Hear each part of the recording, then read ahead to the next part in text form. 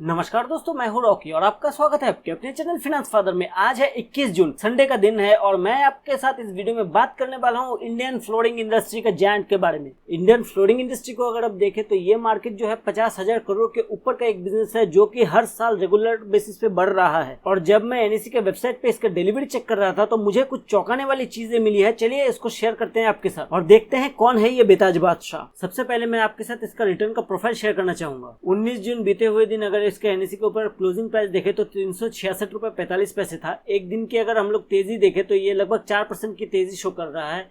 एक हफ्ते की बात करते हैं, 1 वीक में ये 0.20% ही तेज है। एक महीने में अगर आप देखें तो एक महीने में ये लगभग 19% की तेजी शो कर रहा है। ईयर टिल डेट की अगर बात करें तो ईयर टिल डेट में ये लगभग 30% की डाउनसाइड रिटर्न शो कर रहा है। एक साल की अगर बात करें तो एक साल में आप देख सकते हैं ये लगभग 36% डाउन है। 3 साल की अगर बात करें तो 3 साल में ये लगभग 47% की नेगेटिव रिटर्न शो कर रहा है। लेकिन 10 साल की रिटर्न प्रोफाइल अगर आप देखें तो 10 साल की रिटर्न प्रोफाइल में आपको ये एक मल्टी बैगर दिखेगा जो कि आपको रिटर्न दे चुका है 1070% के आसपास।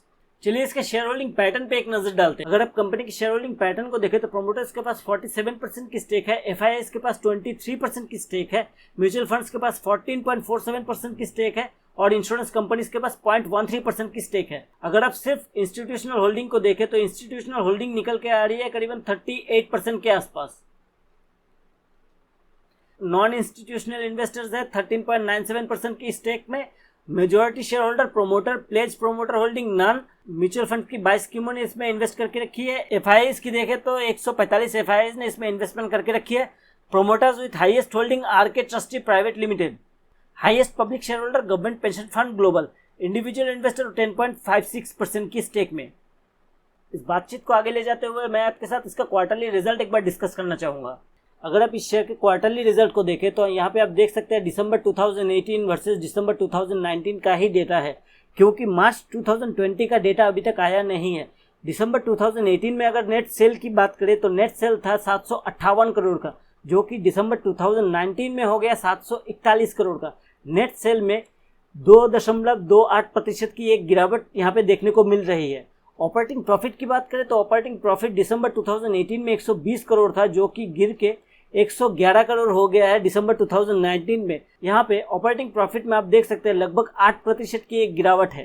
कंसोलिडेटेड नेट प्रॉफिट की बात करें तो कंसोलिडेटेड नेट प्रॉफिट दिसंबर 2018 में 64.80 करोड़ था, जो कि दिसंबर 2019 में 61.54 करोड़ हो गया है। कंसोलिडेटेड नेट प्रॉफिट में भी 5% की गिरावट हम लोगों को देखने को मिल रहा है। ऑपरेटिंग नेट प्रॉफिट की बात करें तो दिसंबर 2018 में 15.93% था, जो कि गिर के 15.02 हो गया है दिसंबर 2019 में। और ऑपरेटिंग प्रॉफिट में जो गिरावट है वो लगभग 1% की गिरावट है। चलिए मैं अभी आपको चार्ट में लेके चलता हूँ इसका प्राइस मूवमेंट देखने के लिए। चार्ट में अगर आप देखें तो मैंने यहाँ पे 1 डे का चार्ट लगाया हुआ है और इसका प्राइस मूवमेंट देखने के लिए हम लोगों को टाइम में थोड़ा पीछे आना पड़ेगा। 24 सितंबर 2019 को जब ये अपना 52 वीक हाई बना रहा था 605 रुपए का। इसके बाद इसमें थोड़ी बहुत गिरावट रही और 1 जनवरी 2020 आते आते इसका क्लोजिंग प्राइस हुआ 525 रुपए का। लेकिन इसके बाद इसमें तेजी देखने को मिली है और 1 फरवरी 2020 आते आते इसने हाई बनाया 595 रुपए का।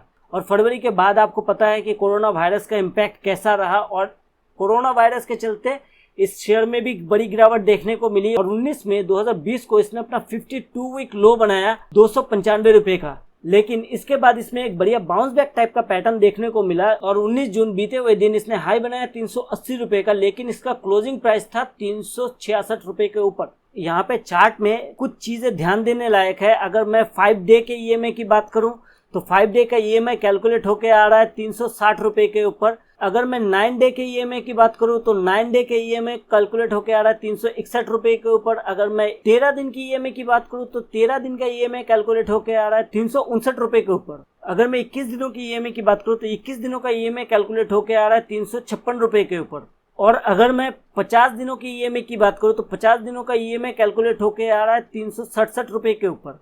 यहाँ पे कुछ चीज ध्यान देने लायक है, जैसे इसने अपने 5 डे के ईएमआई को रिक्लेम कर लिया है, 9 डे के ईएमआई को भी इसने रिक्लेम कर लिया है, 13 दिन के ईएमआई को भी इसने रिक्लेम कर लिया है, 21 दिनों के ईएमआई को भी इसने सक्सेसफुली रिक्लेम कर लिया है और इसके ऊपर ही ट्रेड कर रहा है।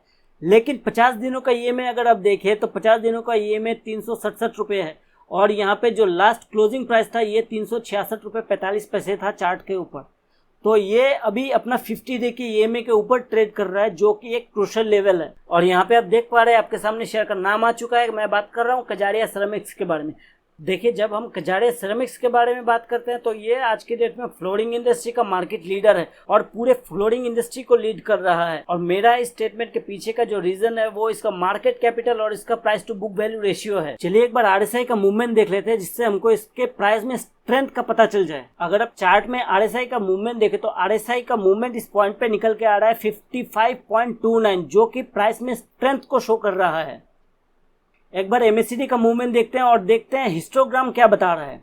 यहाँ पे मैं जूम करना चाहूंगा क्योंकि यहाँ पे कुछ चीज देखने लायक है। अगर आप एमएसीडी लाइन और सिग्नल लाइन के इस पॉइंट को देखें तो यहाँ पे आपको एक बुलिश जॉइंट बनता हुआ दिखेगा। अगर आप हिस्टोग्राम के चार्ट को देखें तो हिस्टोग्राम का चार्ट भी आपको बुलिश ट्रेंड को ही रिप्रेजेंट करता हुआ दिखेगा। देखिए इस शीट में अगर आप मार्केट कैपिटल देखें कजारिया सेरामिक्स का तो वो लगभग 5825 करोड़ का है। और इसके बाद ही जो शेयर है वो है सेरा सैनिटरी वेयर का, जो कि लगभग 3000 करोड़ के नीचे है। मतलब इसके मार्केट कैपिटल के सिर्फ आधा कैपिटल में सेरा सैनिटरी वेयर है। मैं आपको लेके आया हुआ हूँ tickettip.in पे और मैंने यहाँ पे कजारिया सेरामिक्स को सिलेक्ट कर लिया है। और यहाँ पे प्राइस की फोरकास्टिंग हम लोग एक बार देखेंगे, जहाँ पे 23 एनालिस्ट ने अपनी रिव्यू दी है। और प्राइस फोरकास्टिंग हम लोग यहाँ पे देख सकते हैं कि जून 2021 के लिए है। अगर आप प्राइस फोरकास्टिंग देखें तो प्राइस फोरकास्टिंग का 3 चरण है, जिसमें एक हायर साइड है, एक लोअर साइड है और एक मीडियम साइड है। अगर आप हायर साइड में देखें तो हायर साइड आप देख सकते हैं कि करंट मार्केट प्राइस से ये लगभग 88% के ऊपर का एक प्राइस शो कर रहा है, जो कि 689 का है।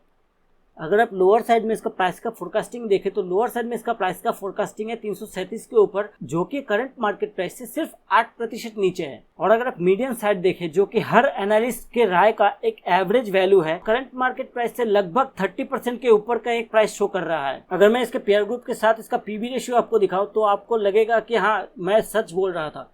अगर आप पीवी रेशियो के बेसिस में देखें तो पीवी रेशियो कजारिया सेरामिक्स का 3.54 है, जो कि सेरा सैनिटरी वेयर का 3.96 है, जो कि इंडस्ट्री में सबसे हाई है। और अगर आप पीवी रेशियो को देखें तो पीवी रेशियो को आप ऐसे समझ सकते हैं कि करंट मार्केट प्राइस को बुक वैल्यू से डिवाइड कर दिया, उसका जो रेशियो बनता है वो 3.54 है। अगर आप कजारिया सेरामिक्स के वैल्यूएशन को देखें, लास्ट बीते हुए दिन 19 जून को एनएससी के ऊपर इसका क्लोजिंग प्राइस था 366 रुपये 45 पैसे के ऊपर। मार्केट कैपिटल है 5825 करोड़ के आसपास। पी रेशियो है 21.44, पीबी 3.55। डिविडेंड यील्ड अगर देखें तो 0.8% की डिविडेंड यील्ड है। फेस वैल्यू 1 रुपये का, 1 रुपये फेस वैल्यू का ये शेयर है।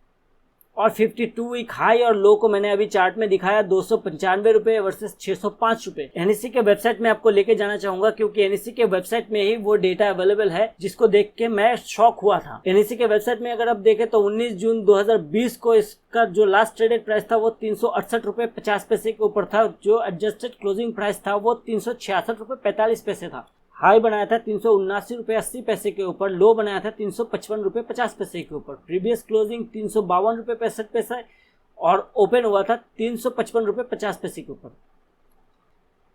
सिक्योरिटी वाइज अगर आप डिलीवरी की पोजीशन देखें तो आप यहाँ पे देख पाएंगे कि क्वांटिटी ट्रेड हुई है मात्र 12,83,188 शेयर की। उसमें से डिलीवरेबल क्वांटिटी था 6,48,609 शेयर की और परसेंटेज ऑफ डिलीवरी जो है वो 50.55% की है। मतलब हर 2 में 1 शेयर की डिलीवरी हो रही है। और इसके पीछे का कारण मैं अगर बताऊं तो इसके पीछे का कारण है इसका 50 डे का ईएमए। अगर आप मेरी राय माने तो मैं आपको अभी वेट करने की सलाह दूंगा, क्योंकि ये अभी अपने 50 डे के ईएमए के नीचे है।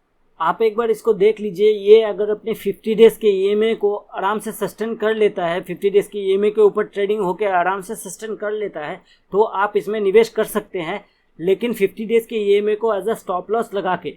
दोस्तों इस वीडियो को यही वाइंड अप करते हैं। और अगर आपने इस वीडियो से कुछ सीखा है तो वीडियो को लाइक, शेयर और चैनल को सब्सक्राइब करना ना भूलिए। तब तक देखते रहिए, सीखते रहिए।